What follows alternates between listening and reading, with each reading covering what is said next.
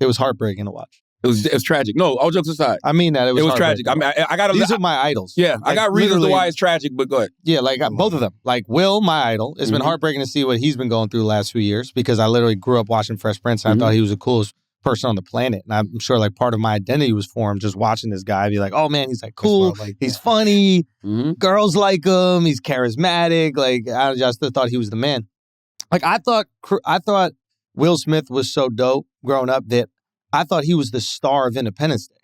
He wasn't? I watched it recently. He is the star of Independence Day. He's in like 20% of the movie. Really? He's one of the people in the movie. I didn't know that. I mean, neither. I've never seen Independence Day. I watched that shit like this is only him and the aliens. Is that about to say, isn't that with the aliens? It's when the aliens come down. And I think it's like a what is it called? A group cast or something? Right, okay. But one of those things. But to me, he was just the man. And then Chris Rock is like, at least 50% of the reason I do comedy now. Like, I mean, like I saw him growing up and I was just like, before I even wanted to do comedy, I was like, oh, wow, people can think like this?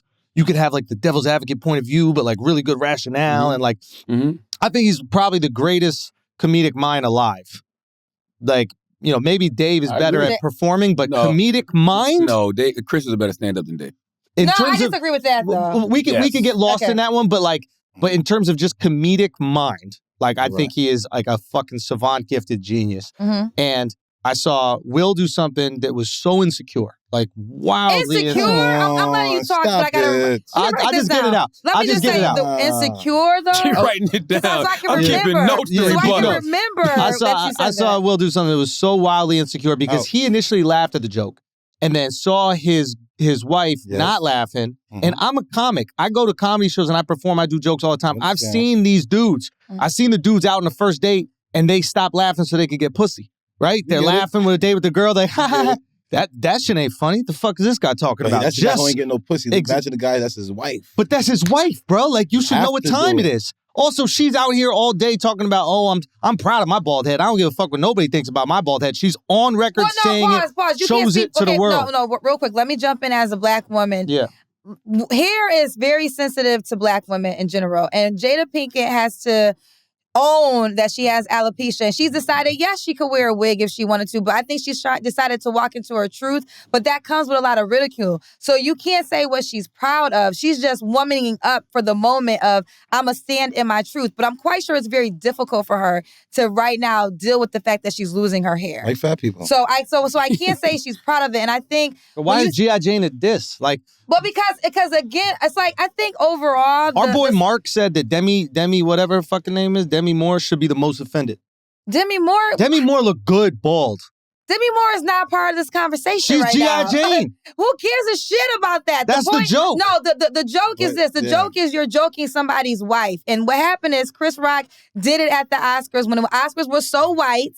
And Jada Pinkett started that. Chris Rock came for her as a black comedian that decided to still do it. And I have no judgment of that. Get your check. But but if the woman's standing up for black people, why would you mock her at the white Oscars awards? So I believe that smack was from then to now and to everybody that's thinking this is cool to talk about Will Smith's wife in front of him. Anybody's wife. Yeah, you can't do that. And I understand that you're a comedian, so I get that.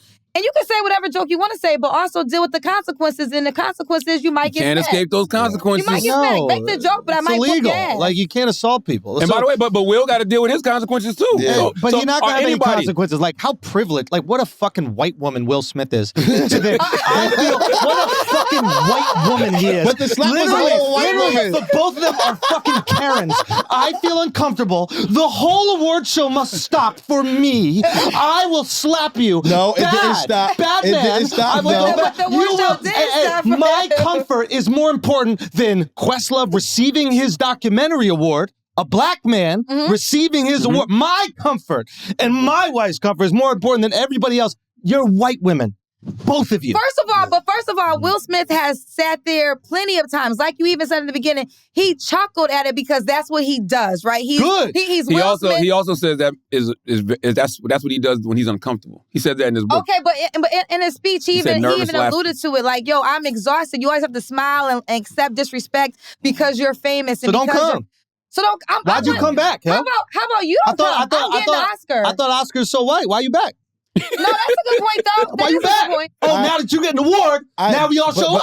But Andrew, say if y'all Right? Like, Listen, I'm not going to rebuttal that. I'm not going to rebuttal that because Every I feel Oscar's like so why we white putting it until on you the get the award, and they're pedestal? like, oh, it's pretty diverse now. All right, but say if you had a cookout and somebody talking junk to your wife, you're not going to go after the guy? It depends who's making jokes about my wife. Exactly. And that's the problem. Yeah. It doesn't matter what it is. It was Chris Rock. If he weighs 140 pounds, like if I'm doing it, maybe not. If your job is to roast me and my wife at a public event, which is what this I didn't know is. that was. No, that's the job. This is the job of the comedian, is to roast the people that are sitting in the front where the cameras can see them. It's not to roast the people. You know when you get that seat that you are going to be roasted. That's part of the event.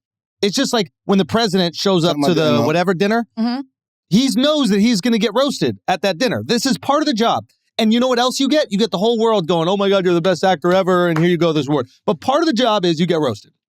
And every one of them know that. And if they don't want to get roasted, stay your ass home. Or sit in the back, two things. Well, real quick, going back to why I come to the Oscars, because he deserves to be there. He deserves the award. So, yeah, she enlightened the fact that you guys are looking over Black talent. For what reason? We're just as talented. So, yeah, I'm going to bring my ass to the Oscars because I deserve to be here. So, I got to dispute that part. But secondly, why does everybody have to now, if Jada Pinkett killed herself, then we'll say, you know what? We were right. We shouldn't have made that joke. It's like people, you have to understand, people have feelings and you can't go so far. Will has taken a year. Like, this has been a year of people talking about him and his wife, and he's tired. Yes. That's what that came down to. Will Smith usually keeps it together. So the fact that he lost it is a sign that, people have breaking points. Or a lot of it was online, and now he actually get to see somebody say it in his face to his wife. Now that's why I think he took action. I think the problem with us as people is that we judge people's totality of their whole lives based off these bits and pieces of what we get. Like even right now, we're trying to piece together what would make Will Smith snap. I can tell you right now, that joke was 1% of why Will Smith went up there and smacked Chris Rock. Like that joke was 1% of why he did that. Like if you've ever read Will Smith's book, if you ever watched Will Smith's YouTube videos, I think it was called Breaking Point. Will Smith has talked to y'all so many times about feeling like a coward his whole life. Feeling like a punk his whole life. It stems from his childhood when his dad used to beat on his mom and he said he never intervened. And he's had to live with that forever. Now, think about the pressure of being Will Smith since you've been the Fresh Prince. Will has told y'all, my life has been a lie. I've had to show up and be perfect all the time. And I've got to constantly just eat this shit. No matter what somebody says about me, no matter what somebody does to me, I always got to take the high road, take the high road, take the high road, take the high road. I think what we should learn from this situation is what Kendra just said, and Schulz isn't wrong either. If you see somebody like Will Smith at 53 years old, and they have a meltdown like that at the Oscars on the biggest night of their career on such a huge-ass stage, if he's breaking down and going through it mentally, what the fuck does that say for the rest of us? How is that breaking down mentally? By protecting your peoples? That's breaking down mentally? Can I make one more clarifying statement? This is one more clarifying statement. And you know who said it was a breakdown? Will said it was a breakdown. Hey, bro. You can see that, though. That's a projection. Here's one thing. We're assuming, this is another thing that we're doing that I think is very unfair to Chris Rock. We're assuming that Chris Rock was aware of Jada's medical condition. I can tell you 100% he was not aware because he told me he wasn't exactly. Aware. So now this is Jada who's worn short hair before in her career. It is not. It's not short hair. It's bald. It's a difference. Short and bald. That was more of a Caesar. No, it's a bald head. She has no hair. It's just no. She has a little bit. You can look and see. I looked at it. You should look and see. I'm gonna look. Bring it up. But my point is, he has no clue that that's what. He has no clue that is a medical condition and not a choice. He's assuming it's a choice because that's what we would all do. Yeah, she's a fashionable woman and she looks beautiful with it. Like, let's not act like she looks bad. It looks so good that it could be a choice. So he's going up there and going, wow, you chose to shave your head down and you still look stunning. You have your eyebrows and stuff. We know it's not cancer or anything. You look beautiful, but you're doing a shaved head. Who else looked beautiful with a shaved head? Demi Moore. Let me connect those two things. G.I. Jane. That is not a bad joke. If somebody made that joke about my wife, I would laugh and everything would be okay. But guess what, though, Schulz? Here's something else we don't know. Yeah. We don't know how much she's at home crying about losing her hair. Yeah. That's fair. You know what I mean? And That's I'm her fair. husband. Like, But also too, why doesn't Chris Rock know that you're hosting the Oscars? Y'all don't got a research team. Nah, You're not for that. I think that's No, kind of not whack. for that. I think It that's wasn't a kind planned of joke. It wasn't a planned joke. It was. No, I heard they gave it to him. No, they say he never did that. No, it didn't. They say he never did that joke in the rehearsal. I heard the writing staff gave the joke. By the way, that was a very dated joke. I would never have given Chris Rock that joke. That's true. That was a Welcome to very Hollywood. dated joke. Who's getting fired?